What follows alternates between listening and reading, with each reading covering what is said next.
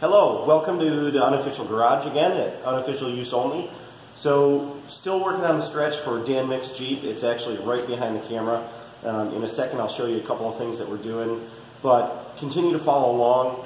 Again, in the comments, let me know if there's anything at all, anything that you want to see, anything that you're interested in or want me to talk about, let me know. So right now, first, I'll come over here, I'll grab the camera, and as we turn around,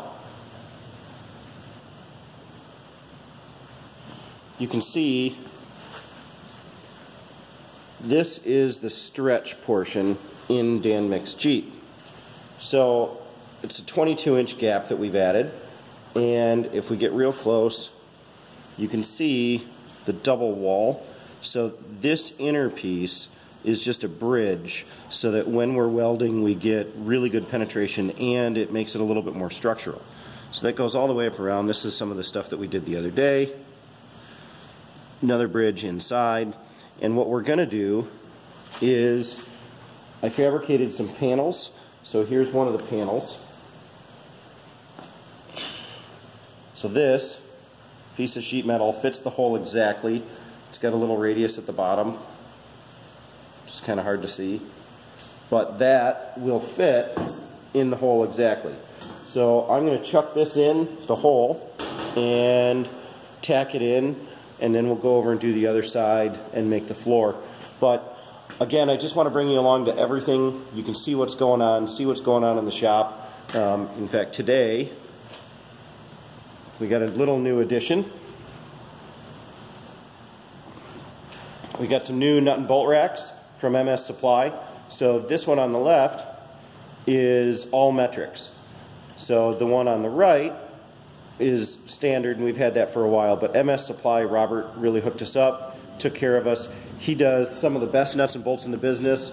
He takes care of a lot of different companies in the business, but all coated, rust protection, really nice. So if you at your shop are interested in a nut and bolt rack, hit up MS Supply, Robert Chapman. Also, if you're in the industry, he does nuts and bolts for a bunch of different companies within the industry, and he even kits. So if you manufacture bumpers or you make a lift kit or something like that, he can take care of you. So definitely check out MS Supply. So we'll go back over here. I'll get the camera set up real quick because I'm going to try and do all of this without editing. And you guys can follow along with what's going on. Drop her down. So I'm going to try and make this as quick as I can, but without messing anything up. So I'm using a Miller welder. It's a Miller-Matic 211. It's going to make a little background noise.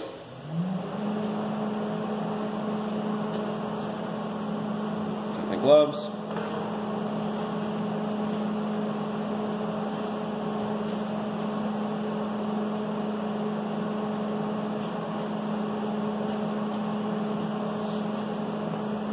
So the first thing that we're going to do is put the steel in place.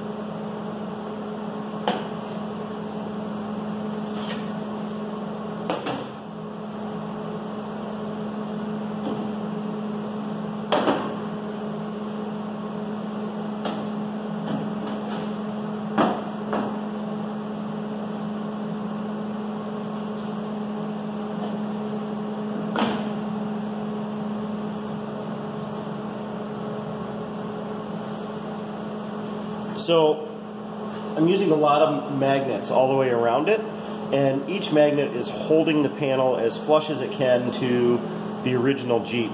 That way, we lessen the amount of warping and everything else that happens. Again, we're going to do the tack, tack, tack method instead of full welds. That way we can put a tack over here, and a tack over here, and a tack over here, and we don't go back to the area until it's cooled down enough to not warp the panel.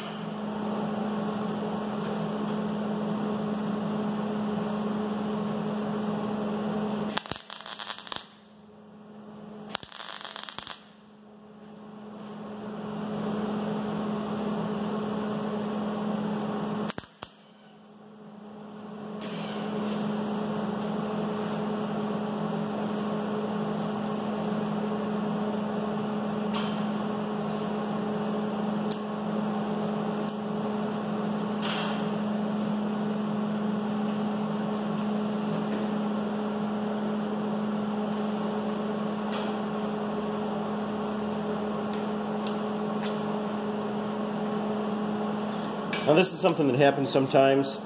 So the wire coming out of the MIG welder got stuck. So we had to free it up, which took an extra second, and I apologize.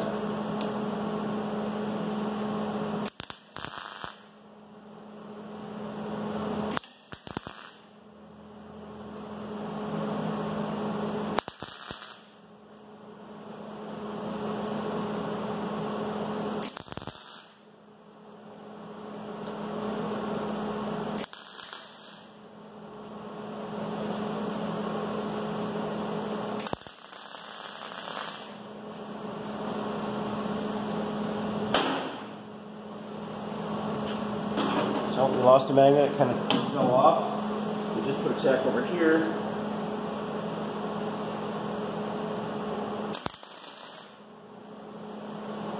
So this magnet can move.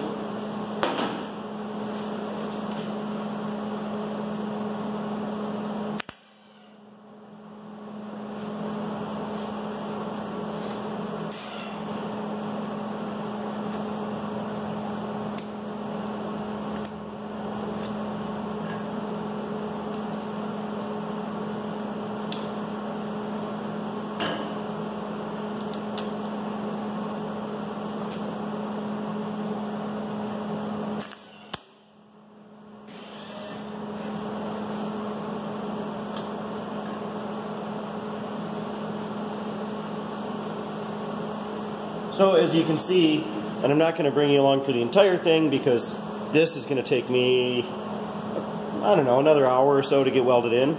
But just with what I've done here, so it's tacked in most corners, it's pretty much good. It's not going to go anywhere. It's very stable already. But I'll show you a couple of the other things while we're at it. So now, especially once we pull these off,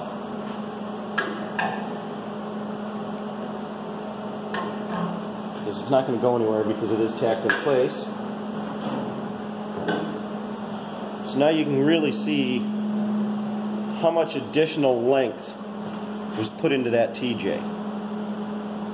So now it's the exact length as a military T1, which is 22-inch frame stretch, all in the middle, same departure angle as a regular TJ, and this will be Dan Mick's rig.